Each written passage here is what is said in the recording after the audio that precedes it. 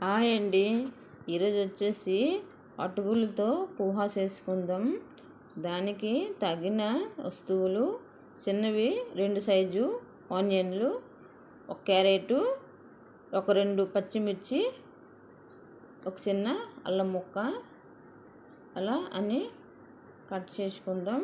శుభ్రంగా కడిగేసి కట్ చేసుకోవాలి. చిన్న చిన్న ముక్కలుగా కట్ చేసుకోవాలి.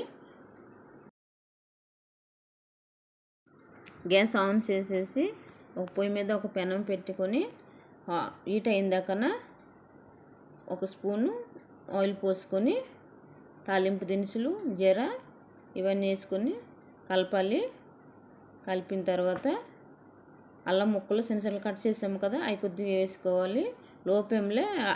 స్లో ఫ్లేమ్లో మీడియం సైజులో ఎట్టండి, హైలో ఎట్టకండి. హైలో ఎడితే తాలింపులు మాడిపోతాయి. అలా బాగా కలుపుకోండి. కలుపుకున్న తర్వాత ఒక స్పూను వేరుశనగ గుళ్ళు తీసుకోండి, తాలింపులు వేయండి. అలా వేసిన తర్వాత ఉల్లిపాయలు, పచ్చిమిర్చి వేసుకోవాలి. వేసిన తర్వాత టేస్ట్ అనుసారా క్యారెట్ ముక్కలు కూడా వేసేసి కొద్దిగా కర్రీ లీవ్స్ అది కూడా వేయండి. టేస్ట్ అనుసారా సాల్ట్ తగ్గినట్ట వేసుకోండి కొద్దిగా. అలా వేసిన తర్వాత కొద్దిసేపు కలిపేసిన తర్వాత మూత పెట్టుకోయండి. అటుకులు తీసుకున్న ఒక బౌల్లోటు అవేమో ఎక్కువసేపు కలపకండి. ఎక్కువసేపు కడిగిన తర్వాత అవి మెత్తబడిపోతాయి. తాలింపులకి బాగుండదు. ఒక చుట్టు 2 చుట్లు మామూలు నీళ్ళు కడిగేసి అవి కడిగిన తర్వాత వడబోచుకోండి.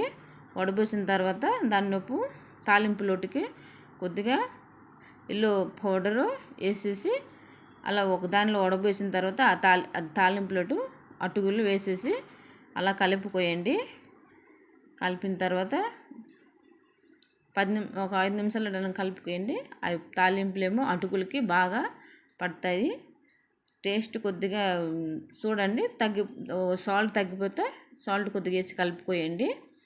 అలా పోహా రెడీ అయిపోయింది. టేస్టీగా. మీకు ఆప్షనల్ ఉంటే నిమ్మరసం కూడా కొద్దిగా వేసుకోండి, లేకపోతే టమాటో సాస్ వేసుకొని సర్వ్ చేసుకోండి. చాలా బాగుంటుంది. పోహా రెడీ అయిపోయింది. పిల్లలకి ఎంతో ఇష్టమైన అటుకులు పోహా రెడీ. ట్రై చేయండి మీరు కూడా.